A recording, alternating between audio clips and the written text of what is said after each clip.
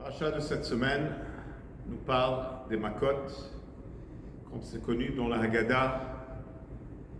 Quand on compte les 10 Makot, on les partage en trois. Rabbi Yehuda haya noten bahem simanim, Netzach, Adash, Be'achav. C'est-à-dire, Rabbi Yehuda a trouvé un chemin facile comment se rappeler des 10 plaies. Mais la question, elle est pourquoi c'était important de les partager en trois. Le grand saint Rabbi Yitzhak Abarbanel explique que les Makot se partagent en trois car ils viennent pour donner trois différents messages. Alors, le premier set des Makot, c'est marqué Bezot Teda, qui ani Hashem. Avec cela, tu vas savoir que c'est moi Dieu. Dans le deuxième set des Makot, c'est Arov.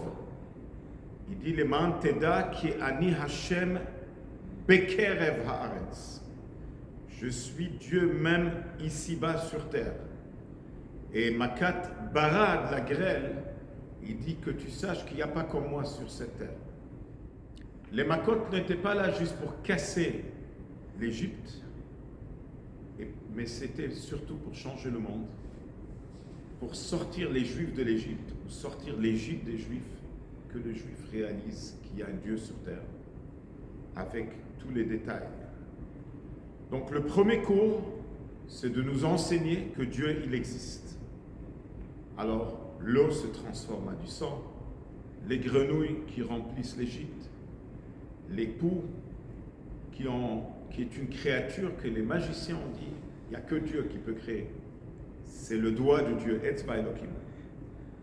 Le deuxième cours est venu pour enseigner que Dieu se trouve en bas. Comment? Alors, une personne qui pense, ah moi, Dieu il ne s'intéresse pas à moi, moi je suis pas important, je ne suis pas intéressant. Alors Akadosh Baruch Hu, il a envoyé ce deuxième cours. Quand il y a eu les animaux dangereux qui se promenaient en Égypte, quand il voyait un juif, il le souriait, quand il voyait un égyptien, il tombait dessus. Tu voyais carrément la différence entre un tzaddik et un rachat. Tout ça, c'était pour prouver qu'Akadosh Baruch Hu, il est là, ici-bas sur terre. Le troisième cours, c'est pour dévoiler le sens profond de la nature. Que le sens profond de la nature, il est dirigé par Dieu. C'est pareil aussi quand on parle des autres plaies, c'est pas shoot, la nature elle-même qui change. Je vais partager avec vous une histoire qui est arrivée avec Rabbi Simcha Gorodetsky, que lui, l'année 1923, il était un élève dans la yeshiva de Lubavitch à Kharkov. Il s'est senti mal, il est parti voir un médecin. Le médecin, il a dit, je veux rencontrer le directeur de la yeshiva. Le directeur de la yeshiva est rentré le voir. Le professeur, il demande à l'élève de la yeshiva de sortir et il parle. Mais l'élève de la yeshiva a tendu ses oreilles pour écouter qu'est-ce qu'il va dire. Il est en train de lui dire, le cœur de ce jeune est très faible, je ne lui donne pas plus qu'une demi-heure. En sortant, le directeur, il ne raconte pas à l'élève ce qu'il a entendu, il lui dit juste, va te reposer. Mais l'élève, il insiste, le bachour, il insiste, on va voyager, c'est important qu'on aille chez, à cette époque, c'était le 6e rabbi de Chabad, Rabbi Yosef Yitzhak. Ils rentrent les deux, il habitait à la ville Rostov. Ils rentrent les deux chez Rabbi Yosef Yitzhak. D'abord, le directeur, il rentre, il raconte ce que le professeur lui a dit.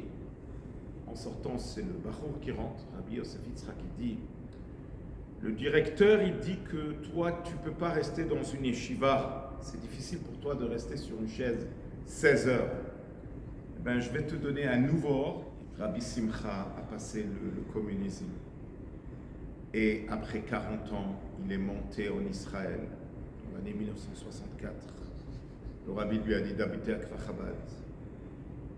Et Rabbi Simcha, il a dit au rabbi que lui, il est un homme faible, peut-être rester habité à Bnei Brak, où là-bas il y a un médecin.